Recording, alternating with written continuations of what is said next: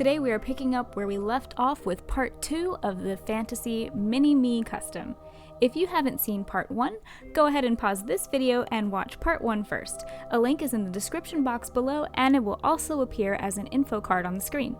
This custom was created for a collab where we created a fantasy version of who we would be if we could be anything. The collab details are in part 1 and also in the description box below. I chose to create a mermaid and she is also the new mascot of this channel, so keep watching to see how I create her. I will be crafting her tail and giving her accessories in this part. Very quickly before we begin, I would like to say thank you for being patient with me for part 2 to come out. I've been working on a project that I'll get to share with you very soon, but mainly it's been a time of a big life transition for me, and I needed time to adjust, recharge my batteries, and come back stronger than ever. This YouTube channel is one of the highlights that kept me feeling inspired throughout everything, and I'm really excited to be back and posting regularly again. And with that, let's get into the custom. I'm giving her a bra, and for reference, I used this candy themed bra that I made. I'll be using the same technique that I used to create this one. The bra has molded cups and ties in the back with tulle. To create the cups, you'll need a spare doll with the same chest size, or you'll need to do this before you do any sanding or body blushing. I use a non-stretchy fabric and band it to the chest and go over it with white glue to stiffen the fabric.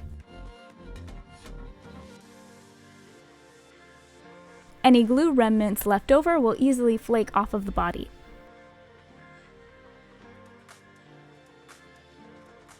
Once your fabric is ready, mark out the shape that you want and cut the fabric to size.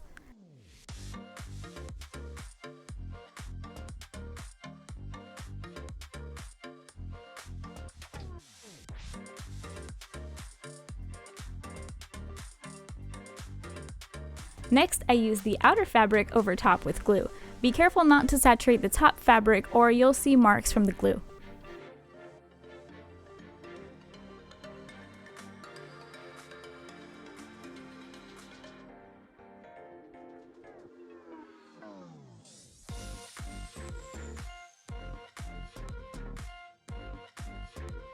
Once dry, I brush on a clear glue so that I can trim the fabric to size without it fraying.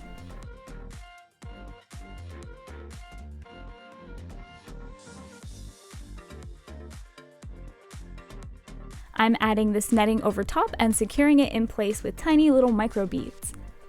I love the result in the end, but this part took forever.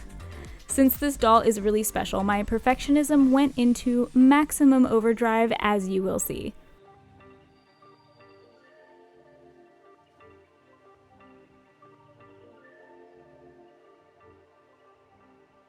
Along the top, I added an assortment of pearls, crystals, and starfish.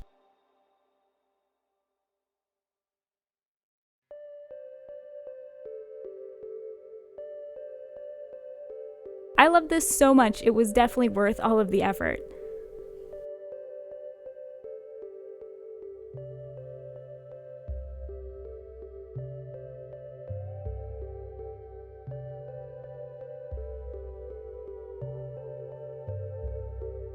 I'm using beads for the straps, so I secured 2 wires inside of the cups.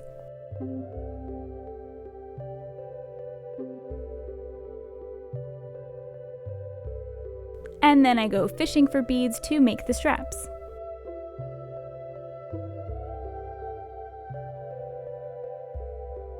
I also added 2 strings of beads across the bottom with the same wire.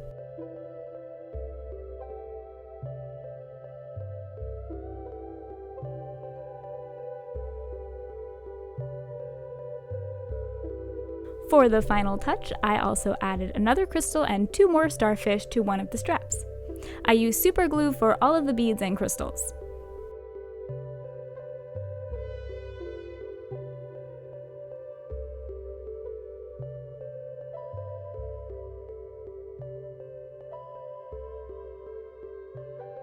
Now that the bra is done, I decided to add some of those tiny little micro beads to her forehead and her ears.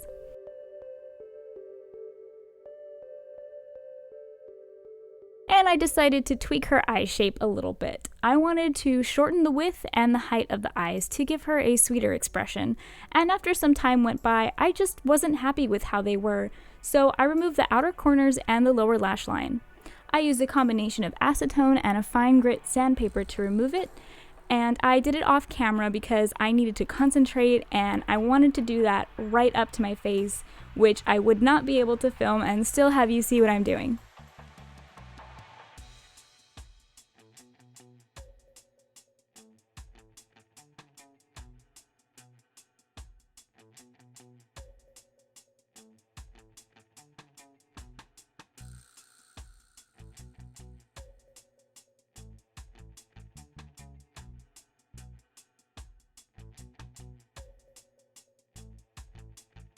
I also added some faint hair strokes in white.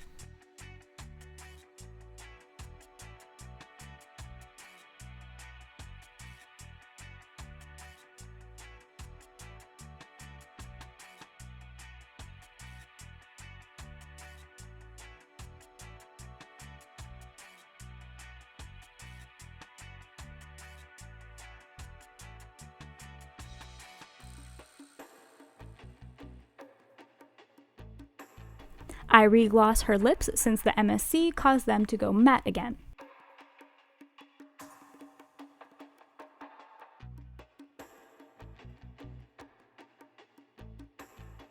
She is now finished and I am so much happier with her face. I think she is one of my better face-ups now with her new eyes. I added some rings to her hands with acrylic paint and micro beads. I also trimmed down her nails so they're a little bit shorter than before. Now for the tail. I really wanted to try out a segmented tail. I've never done it before, so I sculpted one and made a mold. I cast it in sparkly resin and then decided that I didn't like it for this particular custom. So I'll put that resin tail to use for another doll, maybe for Mermaid coming up, so I won't show it fully now to avoid spoilers in case I use it for a future video. I liked the color and the shape, I just wasn't too crazy about the segmented look for my channel mascot, and thought about my usual go-to, which is latex. I was torn because I wanted to do both types of tails, and that's when my amazing friend and fellow mermaid-obsessed doll customizer suggested that I combine the two, and from there I just had to try that.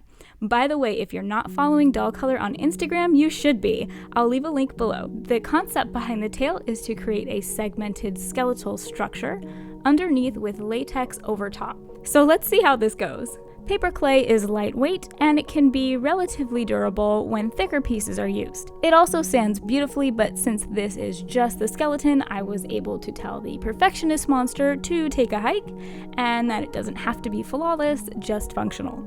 I used elastic to string the pieces together, and I thought since it will have latex and a fluke, and I want it to be able to hold a pose, I better add a thin wire as well for extra strength. The ends of the wire will create the fluke and allow it to bend and hold a pose as well. Happy with how the pose is being held, I sewed on a tail sock. This covering will create a base for the latex to lay over. Making a mess with liquid latex, I create the fluke. Once the first layer dries, I add more wires and repeat this process until it has 6 wire segments in total. I recommend using gloves when working with liquid latex. I'm not here because I didn't have any, but I've since bought some and will be using gloves whenever working with latex in the future.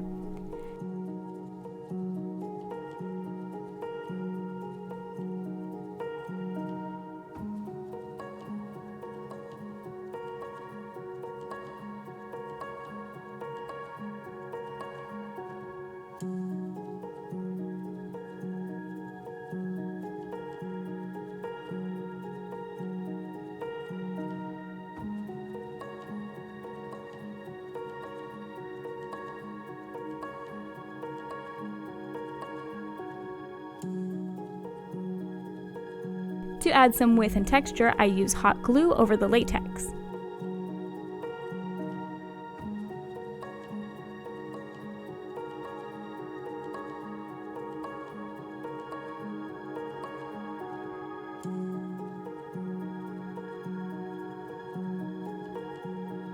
And it was at this point when I realized my failure. Even with the wire inside, the fluke is just too heavy and the tail cannot hold a pose on its own very well. It was important to me that she could pose her tail without assistance, so I had to dismantle it and use a stronger wire. Since the wire is thicker, the paper clay needed to be reinforced with UV resin or remade with a stronger clay, like 2-part epoxy. To attach the fluke, I used resin to embed the new wire inside. Look at how hot glue glows under the UV light. You can clearly see here what parts are hot glue and what is latex. I created the body of the tail with latex and used a stippling motion as it was drying to add texture. Instead of airbrushing, I apply the color over top with a gum stimulator. I just didn't want to put watery latex in my airbrush, though you can do that as long as you rinse it out well right after use. This is metallic paint, water, and liquid latex. Keep in mind that it tends to dry down much darker than what you see, so test out your mix first. I'm going for a very dark green color. Even though it looks like a medium blue now, it dries to a deep greenish blue, almost black color. I like to make latex tails with a little bit of extra room to play around so that I can get the best fit. The latex scraps can be repurposed, so I'm not worried about waste, but if you want to be precise with the latex, obviously you can do it that way. I just like having extra material to play around with. I add glow powder because she needs to glow. I sprinkle in various size glitter for sparkly goodness.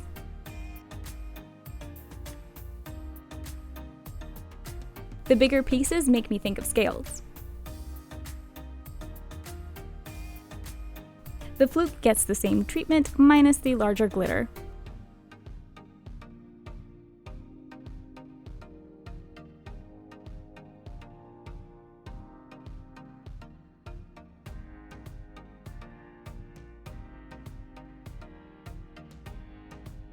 I add mica powder to the fluke, and this gives an almost metallic look, and it sticks to the latex really well. Even with water, it's difficult to remove once it's stuck on there.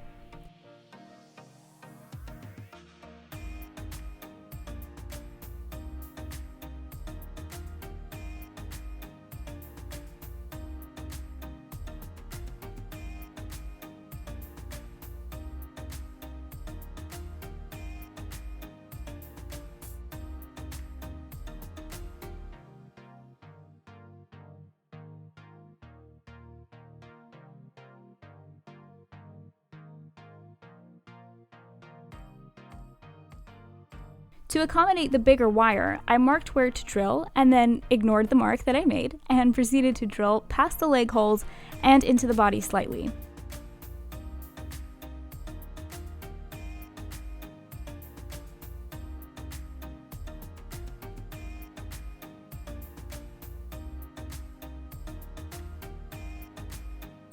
I reassemble her tail and make a new tail sock.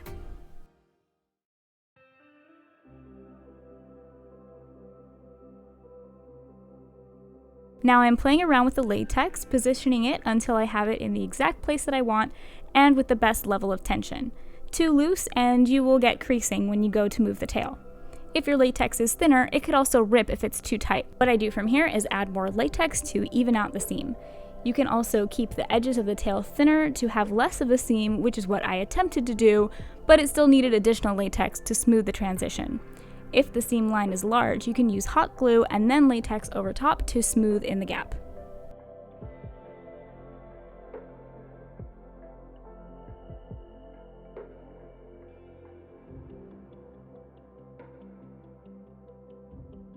And with that, she's finished. Let's see her final look.